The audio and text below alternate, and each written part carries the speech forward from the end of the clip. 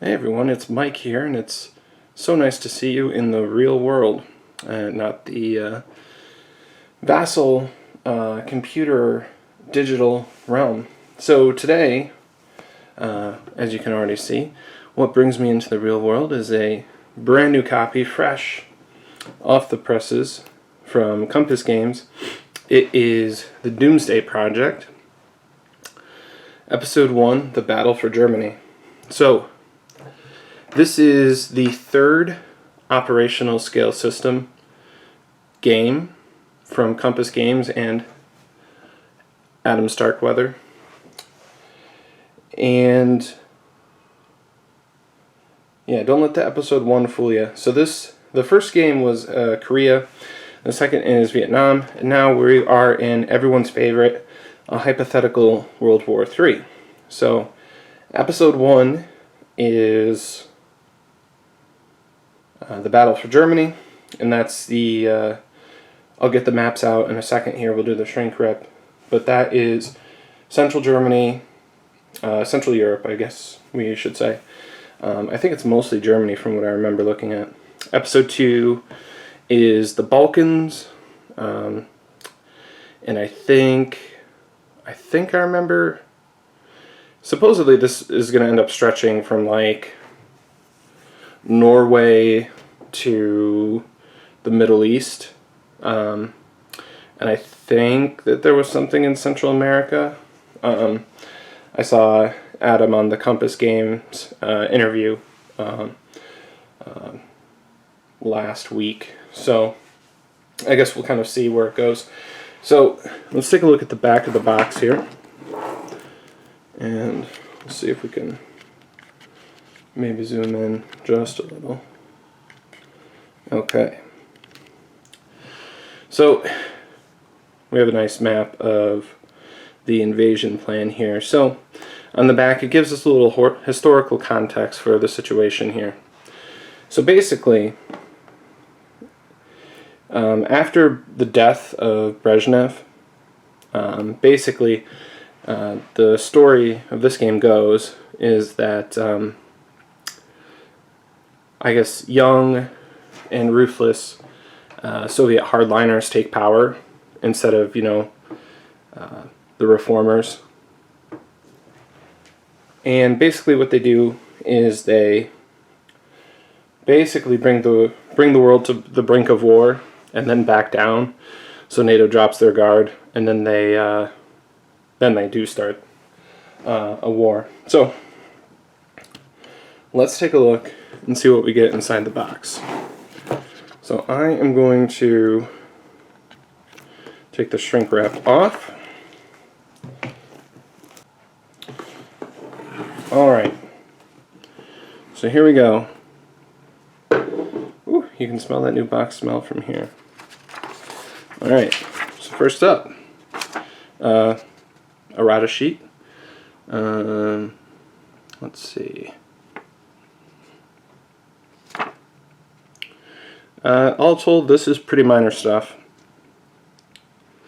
Looks like a name change, stripes removed, and then a new counter. Oh, hello. Alright, so there's my unboxing assistant.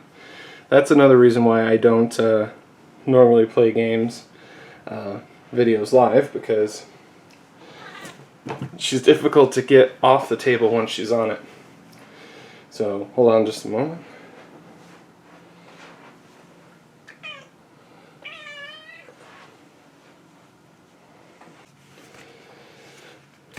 We have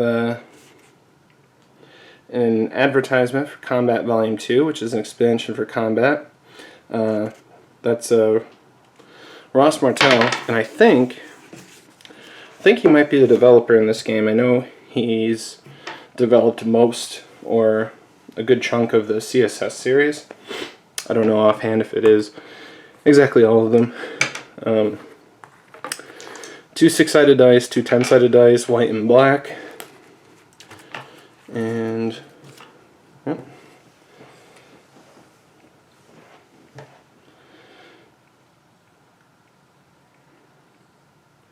Folks, I think we're just going to have to let her. Alright, so we have some updates and errata. So let's take a look. Nope.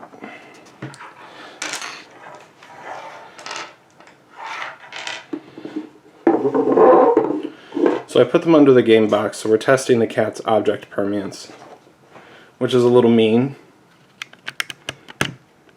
You can see how happy she looks. She really wants those dice. Okay. So, looking at this, again, this is mostly just clarifications. We have credits for John Rainey and Nigel Rabbits for creating the Vassal module.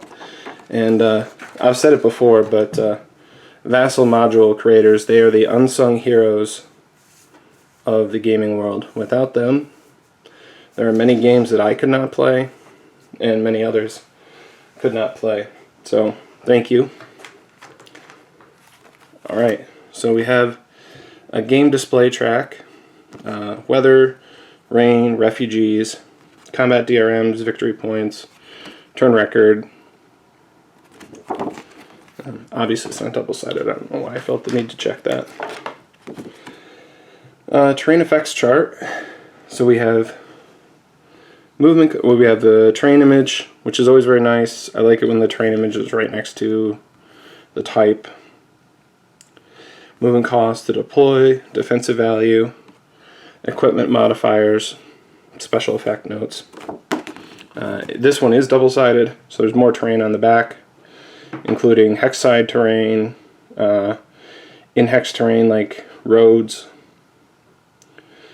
We have the Autobahn represented. If you ever want to kill 28 minutes, check out the Kraftwerk song, Autobahn. A funny story, I played it at a bar once. You can guess how that turned out. So we have a NATO air display. So we have air missions, strategic missions, tactical missions. So we have air superiority, airstrikes, SAM suppression strikes, nuke strikes. I don't know what a Reforger mission is. I'm not super familiar with the gaming of the era. We have tactical, which is pretty self-explanatory. We have airfields listed down on the bottom. We have SAM sites. We have damaged aircraft. So I imagine that there's going to be a Warsaw Pact version of that floating around here. We have a NATO player aid. So we have a Northag and Centag commander. So I wonder if you could break this game into like 4-player. These have equipment and support values. I remember Adam saying that equipment is tracked on a per unit basis due to the time scale. So that makes sense. Here's our Warsaw Pact air display. Looks very similar. It does look like the Soviets do not have Reforger missions or recon missions, which is probably modeling a NATO air superiority. They have some abilities here, not really sure what those are. We have a Warsaw Pact player aid, and it looks very, very similar. Alright, so that is a total of 6 player aids. So it was a table hog for sure. Okay, so here we have the rules, and it's on a nice glossy paper and scenario playbook. So we have nice full page color examples. This is kind of large print. I don't know if you can smell that through the video, but my goodness. Yeah.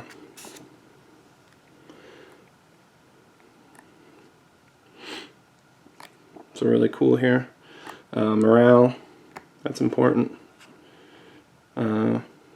France, they're important. We've got a sequence of play on the back of the rules. Now let's flip through the scenario book. So we have a couple of different scenarios.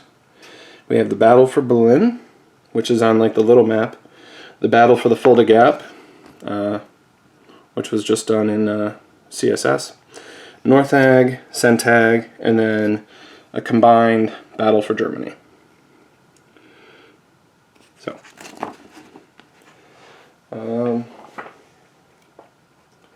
let's get to everyone's favorite, the maps and then the counters.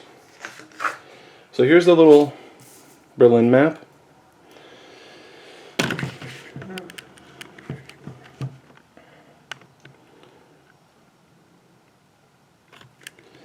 So you can see it marked west and east. You see the army boundary line between Northag and Centag. Actually, you might not be able to. There you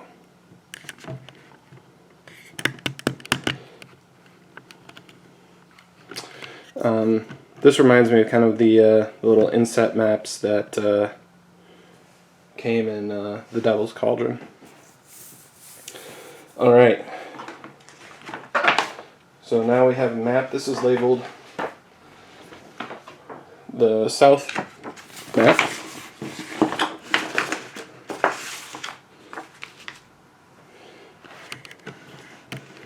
So we can see Switzerland over there.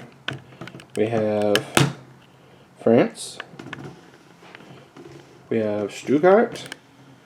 We have Munich. We have Austria. Yeah. Czechoslovakia just off screen. Definitely looks like a south map to me. We have Ulm. Every EU player's OPM, one province minor. So when I play this game, I am going to role play that I'm trying to restore the Holy Roman Empire. That's just a joke. I won't do that foolishness. Alright.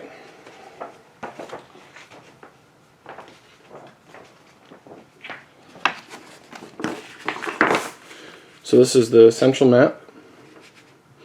So you can see down here at the bottom we have Stuttgart again, so I think there's a good bit of overlap.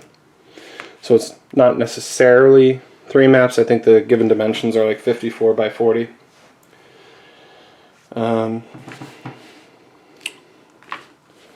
Yeah. So this is center of Germany, so we have Fulda.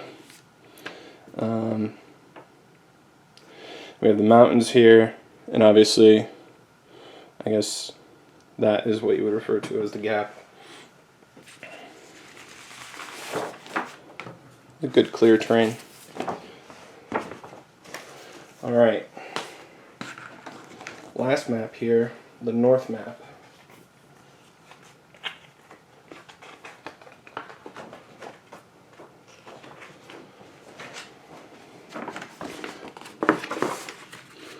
Alright. So over here we have the Ruhr industrial region, Munster, Arnhem, again shout out Devil's Cauldron, the Netherlands, we have Bremen, Hamburg, Lübeck, Wismar, Hanover, Brunswick. Up in the north we have Kiel, and just off map we have Denmark. So beyond that, like where my hand is going to be Norway and Sweden, all that. We have everyone's favorite. Sorry about the camera whiplash there. Brandy Beast, Brandenburg, Magdeburg. Alright, So very nice art on the maps. There's lots of detail, and these are, I believe that Compass Games said on a live stream that they have new counter. They have new people doing the counters. So these come in a laminate. They're completely sealed. I can tell you though, they are ready to pop right off, which is nice. I know a lot of times with the old markers, and this isn't, you know, necessarily just like a Compass thing, but a lot of times you get markers, counters from places, and you really have to go at them with a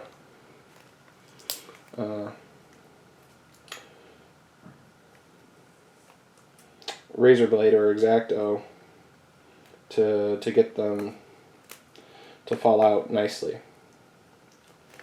I mean, I know a lot of people want to do that just to get like the flashing off them and everything like that, but boy, it really does make it a pain to get them off there.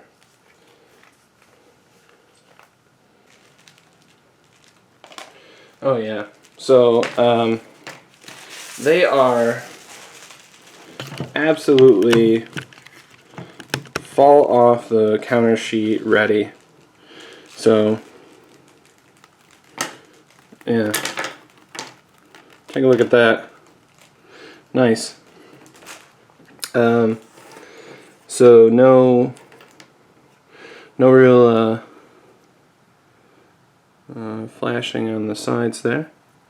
So let's turn that. Oh my goodness, that is so nice. Yeah, you take a counter clipper to these and they're going to be looking really nice.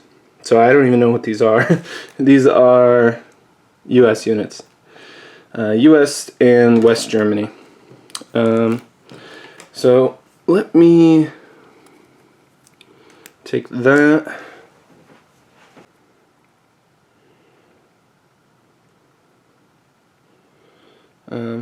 Yeah, you may not be able to capture the detail, but that looks really nice clipped.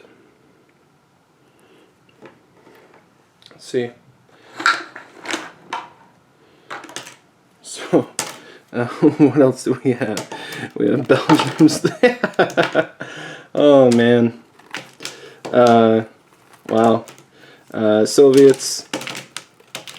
I'm not. Yeah, you know. I'm not even really doing anything. So. Wow. Alright, yeah, so not only is it an unboxing, but we're also punching counters, I guess. Yeah. So that's an overview of Doomsday Project, Battle for Germany. I'm going to pause this video right here and put things away, and then we're going to do a quick wrap-up. Alright, so I wanted to lay the maps out just so we could take one last look at it before we wrap up. And, you know, I just kind of rushed this, so I didn't... I have these pegboards that I lay out on my table to kind of extend it a little bit, but I didn't want to do that, so there's no plexi right here. So there's no glare or anything like that, but let's just take a look at it, and we'll slowly pan up here.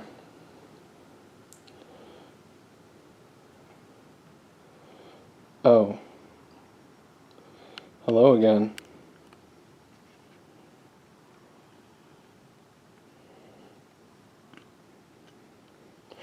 Well, anyway, so we have... Is that right? I don't know. You're in my unboxing video. Alright. So, we have... Oh no, honey, it's okay.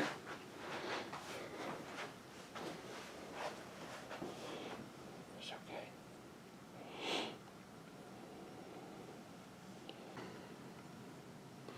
Over there we have the Berlin inset laid out. And then over here we have France, Luxembourg, Switzerland, Austria, and Czechoslovakia. So we'll get a closer look at Germany and Berlin here. So that's a good look at all the maps. So obviously it's a pretty big table hog. Yeah, so I'm definitely looking forward to getting into this one. Obviously I'll need like a little side table or something to get the tables and charts. But for me, we'll probably start with a one map scenario. We'll probably start with Berlin and then work our ways out from there. So thanks for watching. I hope you enjoyed it. Hope it was informative. We'll probably do some videos about the game as I play the game and learn it. But for now, I'll just say thank you for watching my unboxing video for the Doomsday project. And that is again by Compass Games and Adam Starkweather. So enjoy, and we'll see you around. Thanks.